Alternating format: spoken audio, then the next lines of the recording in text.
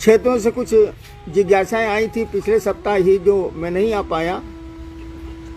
फिर कुछ आई हैं। मैं देखता हूं कि क्या जिज्ञासा आई है, मैंने देखा नहीं है।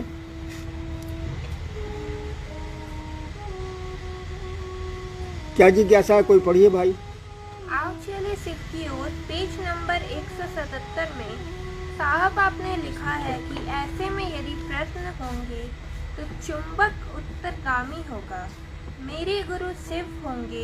इस वाक्य का क्या अर्थ है? सोनी, झारखंड, भरतखंड, बिहार। भरतखंड का कौन स्टेट? बिहार। बिहार।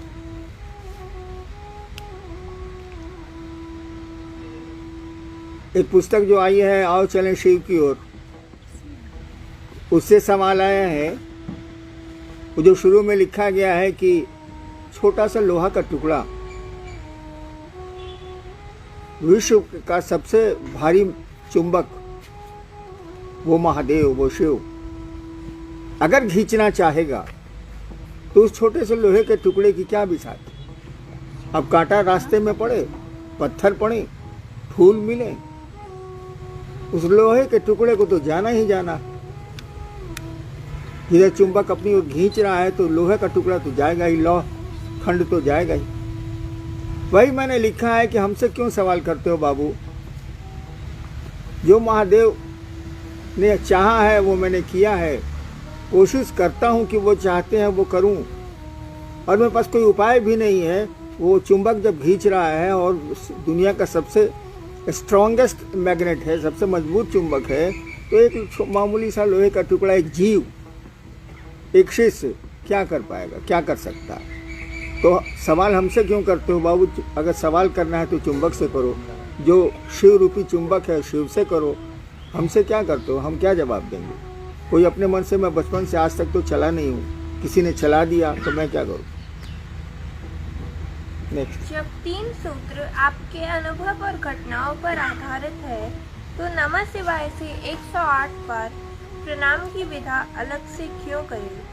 क्या स्वास्थ्य से प्रणाम और मानसिक नमन के परिणाम अलग अलग हैं? सवाल ही अटपटा है। जब 3 सूत्र आए हैं, मेरे द्वारा निरूपित हैं, तो उसी में ना तीसरा सूत्र है नमः शिवाय से अपने गुरु को प्रणाम करना। अलग से कहाँ है?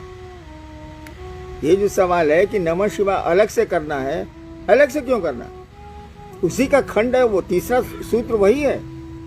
हाँ, आपका चर्चा करने को बहुत मन करता है, इसीलिए लगता है कि नमः शिवाय फालतू है, दया मांगना फालतू है। चर्चा करने में मन लगता है, उसमें मन की तुष्टि होती है, उसमें लगता है कि दूसरे बेवकूफ़ हैं, हम आप होशियार हैं, तभी ना हम समझा रहे। इसीलिए लगता है कि नमः शिवाय बेकार है, वो अलग से दिया हुआ जी ना।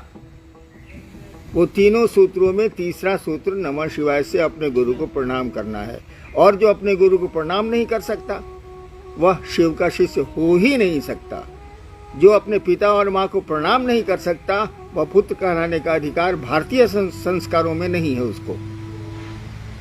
और जहाँ तक मानसिक प्रणाम यानी माला पर प्रणाम जिसको आप कह रहे हैं, और श्वास पर प्रणाम, दोनों में थोड़ा अंतर है। माला पे अगर प्रणाम कर रहे हैं तो उसकी गिनती तय है, वो 108 बार ही होगा। माला 108 की दानों की होती है। श्वास पर गिनती नहीं है, वहाँ गिनती नहीं की जाती है। सांस आती है तो नमः जाता है, और सांस निकलती है तो शिवाय जाता है। और ये प्रणाम शिव गुरु को स्मरण करके किया जाता है। कहीं भी किया जा सकता है, खेत में भी काम करते किया जा सकता है, भोजन करते भी किया जा सकता है, नहाते भी किया जा सकता है, कहीं भी किया जा सकता है। लेकिन माला पे जब तो खेत में खुरपी चलाते नहीं हो सकता। नेक्स्ट। नमः शिवाय से प्रणाम करते समय महादेव की तस्वीर जिस पर ध्यान करते हैं वो गायब हो जाती है, तो भाव प्रणाम कैसे करें? महादेव की तस्वीर जब उनको प्रणाम करते हैं तो गायब हो जाती है। गायब महादेव की तस्वीर नहीं गायब होती है बाबू, हमारा आपका मन वहाँ से हट जाता है। उनकी तस्वीर कहाँ गायब होगी, वो तो कण कण में। और आप जो कल्पना किए हुए हैं शिव की तस्वीर की, वो आपकी कल्पना ही दूसरी जगह चली जाती है, वहाँ ठहरती ही नहीं। और हम लोगों ने ध्यान करने को कहा भी नहीं।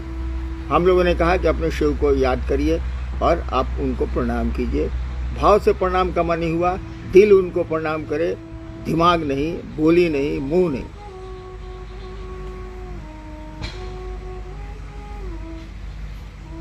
आपने शिव को गुरु माना है, इसको कहना शुरू किया, उसके पीछे आपका क्या प्रयोजन था?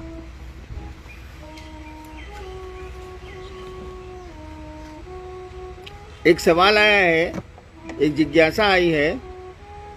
मैंने शिव को गुरु माना और कहना शुरू किया कि शिव को आप भी अपना गुरु बनाएं। इसके पीछे आपका क्या प्रयोजन था या है? देखिए, मैं अध्यात्म के क्षेत्र में बचपन से ही लगा रहा। तरह तरह के अघोरी, तरह तरह के तांत्रिक, तरह तरह के गुरु, योग की साधना भी की, स्मशान की भी साधना की, लेकिन मेरे मन लायक हासिल कुछ नहीं हुआ। मेरा मन क्या चाहता था ये हमको भी नहीं पता। बहुत सारी आकांक्षाएं, इच्छाएं आपके मन को भी पता नहीं होती हैं, जो काल क्रम में आती हैं। जब मैंने शिव को गुरु माना, किसी ने तो कहा नहीं था, कहीं मैंने पढ़ा नहीं था। जब मैंने शिव को गुरु माना तो पूरा अविश्वास था, कोई भरोसा नहीं था मुझको। कहा कि सभी जगह से हताशा मिली थी, निराशा मिली थी, दुख मिला था। तो हमको लगा कि शिव तो शरीर में है नहीं, वो बोलेंगे भी नहीं, तो वहां तो कोई उम्मीद है ही नहीं। लेकिन धीरे धीरे शिव को गुरु मानने के बाद धीरे धीरे जो परिणाम आने शुरू हुए, 6 साल बीता। 74 में, 1974 में, 74 में मैंने शिव को गुरु माना और आया 1980 का साल। मैंने इक्का दुक्का लोगों को कहना शुरू किया। पहले तो कहना शुरू किया कि नमः शिवाय से करिए।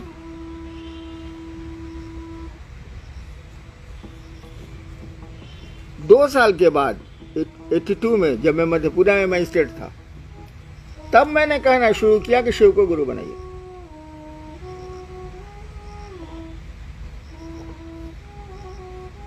मैंने कहा कि शिव को गुरु बनाने की जरूरत नहीं, वो तो गुरु है। अपना गुरु बनाइए, यानी आप शिष्य बनिए। बड़ी कठिनाई हुई, बहुत परेशानियां हुई, लेकिन मैं बढ़ता गया। उन परेशानियों, उन तलखियों, उन व्यंग्य शब्दों के बावजूद मुझको लगा कि शिव कमाल के गुरु हैं, जो शरीरधारी गुरुओं से भी ज्यादा नजदीक हैं, ज्यादा बढ़िया से समझा सकते हैं। वो मध्य रात्रि को भी समझा सकते हैं, बिछौने पर भी समझा सकते हैं, कहीं भी समझा सकते हैं। केवल आपको शिष्य बनने का भाव देना होगा। मुझको लगा कि ये कमाल के गुरु, क्यों नहीं लोगों के दिल में शिव को बसाया जाए। और उसी सिलसिले में अब तक मैं काम कर रहा हूं कि लोगों की धड़कनों में शिव बसे, वो गुरु बसे, ताकि उनका जीवन भी सुंदर हो जाए, सुखमय हो जाए, शिवमय हो जाए। उनकी भी इच्छाएं, आकांक्षाएं या उनका जो व्यवहार है वो थोड़ा शिव के अनुरूप लगे। ऐसा नहीं कि वो एकदम स्वार्थ में जी रहे हैं, किसी से कोई मतलब नहीं है, पड़ोसी बीमार है तब भी आप चैन से हैं, ये छूटे। क्या शिव तो सर्वहित में काम करता है, वो तो सर्वमय है, इसीलिए सर्वहित में काम करता है। मैंने इस काम को शुरू किया। धीरे धीरे संख्या बढ़ती गई और जैसे जैसे बढ़ी, मैंने देखा कि लोग शिव से नहीं जोड़ रहे हैं। शिव चर्चाएं जरूर कर रहे हैं, खूब कर रहे हैं। शिव चर्चा रोक दी गई है अभी कोरोना में, तो लगता है कि मैं अकेले में मिल जाऊं तो ये लोग मुझको मारेंगे कि काहे रोक दिया आप। एक आदमी ने तो मुझको सासाराम से फोन किया कि आप होते कौन है शिव चर्चा रोकने वाले। यानी कहने का मानी चर्चा का ये आकर्षण। अगर कहीं चर्चा है और मैं कैंसिल कर दूं उसको, तो बहुत बवाल होता है। बहुत प्रिय प्रिय मेरे लोग अब मुझको अप्रिय नजरों से देखते हैं। यानी चर्चा का आकर्षण बहुत है, ताकि उससे सम्मान भी लोगों को मिलता है, सुविधा चाहे तो सुविधा भी मिलती है, अयासी चाहे तो भीड़ है तो पैसे भी मिलते हैं। और धीरे धीरे महादेव का महत्व घटने लगा, करीब करीब घट चुका है। कुछ ही लोग बचे हैं जो शिव से लोगों को जोड़ रहे हैं। अमूमन लोग जो 20 साल 25 साल से हैं, अमूमन वे लोग अपने से लोगों को जोड़ रहे हैं, ताकि उनका क्षेत्र बढ़े, उनका वर्चस्व बढ़े, उनको सुविधाएं मिल पाए, उनको सम्मान मिल पाए।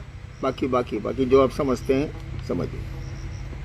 अपने गुरु तो मेरे लिए बहुत दुख का कारण था है ये कि हम काम शुरू किया था शिव से लोगों को जोड़ने के लिए, शिव लोगों के दिल में धड़के ये सोच के मैंने काम शुरू किया था। और ये हो क्या रहा है? जो है सो अपनी डफली अपना राग गा रहा है। बहुत क्षेत्रों में देखिएगा, उस आदमी से बिना पूछे उसके क्षेत्र में आप जा नहीं सकते, क्या उसका राज चलता है, उसका वर्चस्व चलता है, उसका कंट्रोल चलता है। क्या शिव शिष्य के ये लक्षण है? क्या शिव ऐसा ही करते हैं? वो तो नहीं करते। आप शिव के शिष्यों के ऐसा क्यों करते हैं? बहुत जिलों में देखिएगा लोग कहेंगे कि हम तो 40 साल से वही कर रहे हैं जो साहब चाहते हैं, और बाद में देखिएगा कि पूरे इलाके में कभी उसका राज था,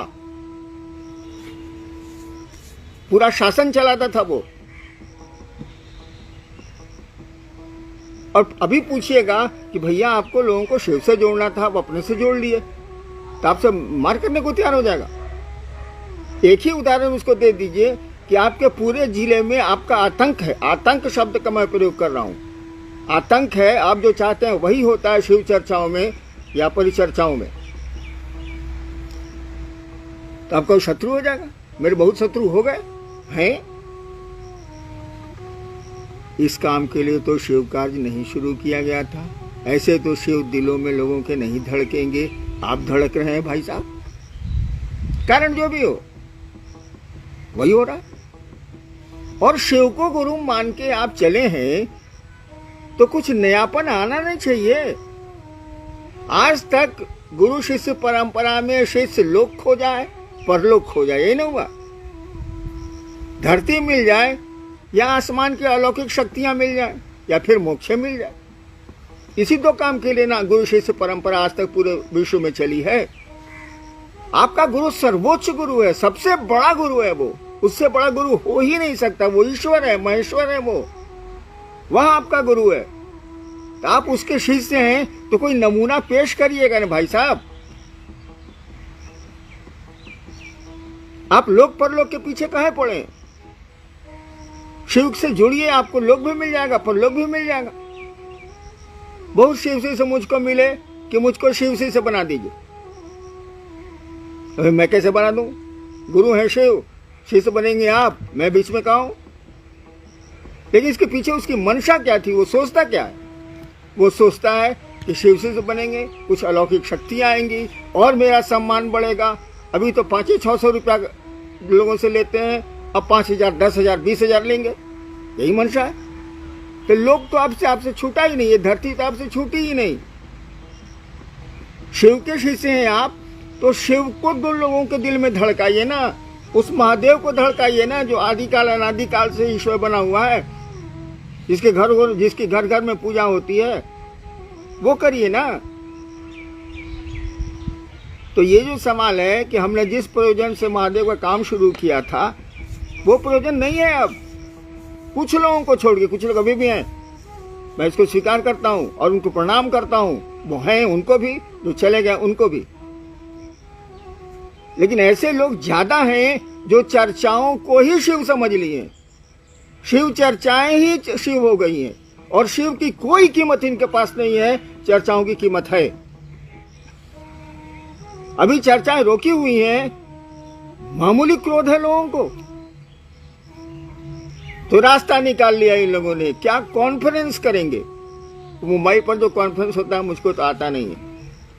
कॉन्फ्रेंस करेंगे बड़े बड़े सीनियर गुरु भाई जिनको आप कहते हैं, मैं नहीं कहता, वो लोग कॉन्फ्रेंस करते हैं, अपने हेडमैन बने हुए हैं उसके, दे मॉनिटर दी कॉन्फ्रेंस। क्या इसका मानिए, हमको समझाइए तो। आप अपने ज्ञान का अहंकार दूसरों पर थोप रहे हैं। आप समझ रहे हैं कि आप बहुत ज्ञानी हैं, इसीलिए 20, 50, 100 को जुटा लेते हैं आप कॉन्फ्रेंस पर। वो दीवाना है चर्चा का, तो आपको मौका मिल जाता है और आप उसको जोड़ते हैं कॉन्फ्रेंस में, टाइम फिक्स किए हुए। मैं इसका विरोध नहीं करता, लेकिन अगर आप जिज्ञासा वाले मन से कॉन्फ्रेंस कर रहे हैं तो करिए, लेकिन आप तो अपना ज्ञान उड़ेलने के ख्याल से करते हैं। किसी कॉन्फ्रेंस में किसी अच्छे गुरु भाई को भेज दीजिए, उसका जो हेडमैन है उसको गाली दे देगा, क्या वो सही बात बोलेगा? हेडमैन को बुरा लगेगा कि मेरे 25 आदमी के सामने हमको बेइज्जत किया ही। यही तो हो रहा। कॉन्फ्रेंस हो रहा है कि मजाक हो रहा, अपने ज्ञान का प्रकटीकरण हो रहा। अरे शिव जो दया के अक्षर स्रोत हैं, वहां लोगों को नहीं प्रेरित कर रहे हैं आप, वहां लोग नहीं जा रहे हैं, शिव से नहीं जुड़ रहे हैं, ज्ञान से जुड़ रहे हैं। ज्ञान हमेशा खतरनाक होता है। कहा जाता है कि ज्ञान के कांटे से अज्ञान को निकाला जाता है और फिर दोनों कांटे फेंक दिए जाते हैं, ज्ञान का कांटा भी गड़ता है। इस सवाल पर मैंने थोड़ा सा कड़ा बोल दिया, माफी चाहता हूँ, कि अब तो मैं मरने वाला हूँ। आप गुस्सा करके भी हमको ज्यादा क्या कर सकते हैं? मरने वाले को फिर तो मारिएगा नहीं, लेकिन मैं बोलूंगा जरूर, मैं कहूंगा जरूर। और महादेव की दया हुई तो कुछ अच्छे लोगों में शिव व्यक्त होंगे, तब क्या कीजिएगा? अभी तो मैं अकेला हूं, लेकिन अकेला रहूंगा नहीं मैं। जो लोग आएंगे और आपको कहेंगे कि आप गलत कर रहे हैं, अपने ज्ञान का प्रकटीकरण कर रहे हैं, अपने ज्ञान के अहंकार का प्रदर्शन कर रहे हैं, आप वो कॉन्फ्रेंस में करें या चर्चा में करें आप, और कुछ नहीं है ये। चलिए और सवाल है। अपने गुरु के प्रति कृतज्ञता शामिल करने से क्या तीनों सूत्र सहायक हैं? एक सवाल आया है कि क्या अपने गुरु के प्रति कृतज्ञता, यानी गुरु दक्षिणा का मानी होता है कृतज्ञता गुरु के प्रति, कृतज्ञता प्रदर्शित करने में ये तीनों सूत्र सहायक हैं? देखिए, तीनों सूत्र अगर अपने लिए किए जा रहे हैं तो ये कृतज्ञता नहीं है। जैसे मैं कर रहा हूं, मेरा बच्चा बीमार है, गलत नहीं है, इसको गलत नहीं समझिएगा। मेरा परिवार में कोई आदमी अस्वस्थ है, मैं महादेव से दया मांग रहा हूं, ये गलत नहीं है, लेकिन ये कृतज्ञता नहीं है, यह व्यक्तिगत जरूरत है, इसीलिए मांगा जा रहा है। कुछ लोग तो जरूरत के लिए मांगते हैं गुरु से दया, कुछ लोग फुटानी के लिए मांगते हैं। तो फुटानी को तो काट दीजिए, उसका मैं विरोधी हूं।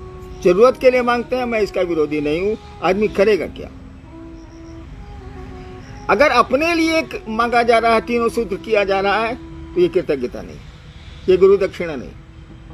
अगर शिव के लिए तीनों सूत्र किए जा रहे हैं तो ये गुरु दक्षिणा। महादेव लोगों के दिलों में धड़के, महादेव की ऐसी दया हो कि लोगों के दिल में शिव बसे। क्या कि अभी शिव दिलों में बसे नहीं, हमारे आपके नहीं बसे हैं, तो बेचारी जनता क्या करेगी? वो दिलों में बसे, तब ये गुरु दक्षिणा, तब ये कृतज्ञता है। अगर शिव के लिए आप तीनों सूत्र कर रहे हैं, उनके लिए दया मांग रहे हैं, यानी आप भी शिव से जुड़िएगा, दूसरों को जोड़िएगा, उनके लिए कर रहे हैं। शिव से कोई जुड़ेगा तो शिव के लिए जुड़ेगा। गुरु चर्चा कर रहे हैं, इसीलिए कोई शिव से जुड़े। नमः शिवाय कर रहे हैं कि गुरु को प्रणाम हो, आप पर दया मिले, सब पर दया मिले, और लोग शिव से जुड़े, शिव से जुड़े। शिव के लिए अगर तीनों सूत्र हो रहे हैं, ये कृतज्ञता, ये गुरु दक्षिणा है। लेकिन जब तक लोक के लिए और परलोक के लिए तीनों सूत्र किए जा रहे हैं, आध्यात्मिक शक्तियां मिल जाए, मुझको मोक्ष मिल जाए, अर्थ धर्म काम मोक्ष मिल जाए, अगर तीनों इसके लिए अगर शिव चर्चाएं हो रही हैं, लोक और परलोक के लिए अगर हो रही हैं, तो वो कृतज्ञता नहीं है।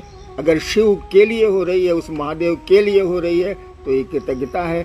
लोक परलोक के लिए अगर की जा रही है शिव चर्चाएं, तो ये तीनों सूत्र तो ये कृतज्ञता नहीं है, ये गुरु दक्षिणा नहीं।